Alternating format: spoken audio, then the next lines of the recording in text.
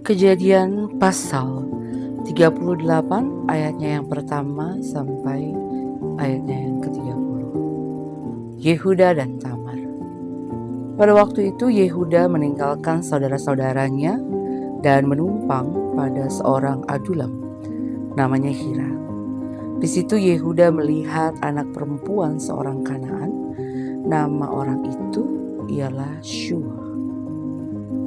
Yehuda mengawininya dan menghampirinya.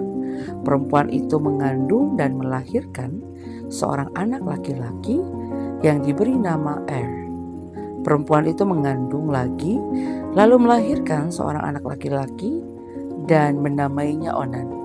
Sekali lagi, perempuan itu melahirkan seorang anak laki-laki dan menamainya Shelah. Yehuda sedang berada di Kezib ketika anak itu dilahirkan. Yehuda mengambil bagi anak sulungnya seorang istri, namanya Tamar. Tetapi anak sulung Yehuda itu jahat di mata Tuhan, sehingga Tuhan membunuh dia. Yehuda lalu berkata kepada Onan, "Hampirilah istri saudaramu itu, kawinilah dia, menggantikan saudaramu, dan bangkitkanlah keturunan bagi saudaramu itu." Tetapi Onan tahu bahwa bukan dia yang akan memiliki keturunannya nanti. Sebab itu setiap kali ia menghampiri istri saudaranya itu, ia membiarkan maninya terbuang, supaya ia jangan memberi keturunan bagi saudaranya. Namun apa yang dilakukannya itu jahat di mata Tuhan, sehingga Tuhan membunuh dia juga.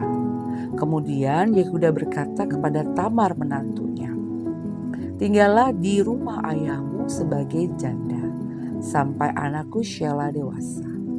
Sebab pikirnya jangan-jangan ia juga mati seperti kedua saudaranya itu.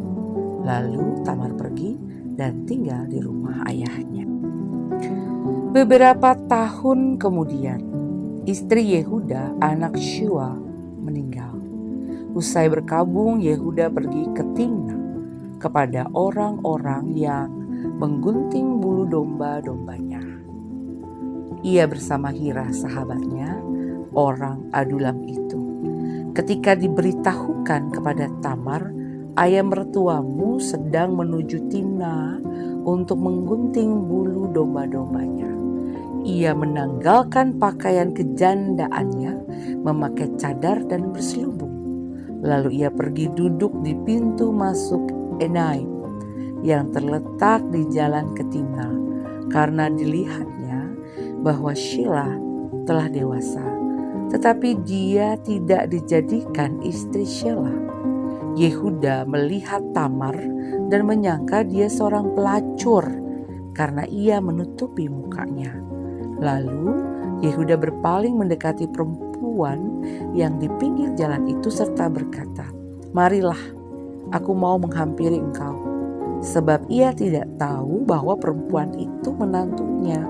Perempuan itu pun bertanya, "Apakah yang akan kau berikan kepadaku jika engkau menghampiri aku?" Jawabnya, "Aku akan mengirimkan kepadamu seekor anak kambing dari kambing dombaku." Kata perempuan itu, "Ya, asalkan engkau memberikan jaminan sampai engkau mengirimkannya kepadaku." Kata Yehuda, "Apa jaminan yang harus kuberikan kepadamu?" Jawab perempuan itu, "Cap materaimu, kalungmu, dan tongkat yang ada di tanganmu itu." Lalu Yehuda memberikan semuanya itu kepadanya dan menghampirinya. Perempuan itu pun mengandung olehnya. Perempuan itu bangun lalu pergi. Ia menanggalkan cadarnya dan mengenakan lagi pakaian kejandaannya. Yehuda kemudian mengirimkan anak kambing dengan perantaraan sahabatnya orang adulam untuk mengambil kembali jaminan dari tangan perempuan itu. Tetapi perempuan itu tidak ditemukannya lagi. Lalu ia bertanya kepada orang-orang sekitar tempat perempuan itu, Di manakah pelacur bakti yang tadinya ada di pinggir jalan di Enaim itu?" Jawab mereka, "Tidak ada pelacur di sini." Ia kembali kepada Yehuda dan berkata, "Aku tidak menemukan dia." Juga orang-orang di tempat itu berkata, "Tidak ada pelacur di sini." Kata Yehuda, "Biarlah barang-barang itu diambilnya, supaya kita tidak dihina orang. Sungguh, anak kambing itu telah kukirimkan, tetapi engkau tidak menemukan perempuan itu." Kira-kira 3 bulan kemudian diberitahukanlah kepada Yehuda, "Tamar, menantumu telah melacur, bahkan telah mengandung dari pelacurannya itu." Lalu kata Yehuda, "Bawalah perempuan itu keluar untuk dibakar." Sementara dibawa keluar, perempuan itu menyuruh orang kepada mertuanya dengan pesan, "Dari laki-laki yang memiliki barang-barang inilah aku mengandung." Juga dikatakannya, "Periksalah siapa pemilik cap materai serta kalung dan tongkat ini." Yehuda mengenali barang-barang itu lalu berkata, "Perempuan itu lebih benar daripada aku, karena memang aku tidak memberikan dia kepada Shelah anakku." Yehuda tidak bersetubuh lagi dengan perempuan itu. Pada waktu itu ia hendak bersalin, ternyata ada anak kembar dalam kandungannya. Ketika ia sedang bersalin, seorang dari bayi itu mengeluarkan sebelah tangannya. Lalu bidan memegangnya dan mengikatkan benang merah tua padanya. Katanya, "Inilah yang lebih dahulu keluar." Tetapi pada saat anak itu menarik tangannya kembali, keluarlah saudaranya laki-laki, dan bidan itu berkata, "Alangkah kuatnya engkau menerobos keluar." Karena itu ia dinamai Peres.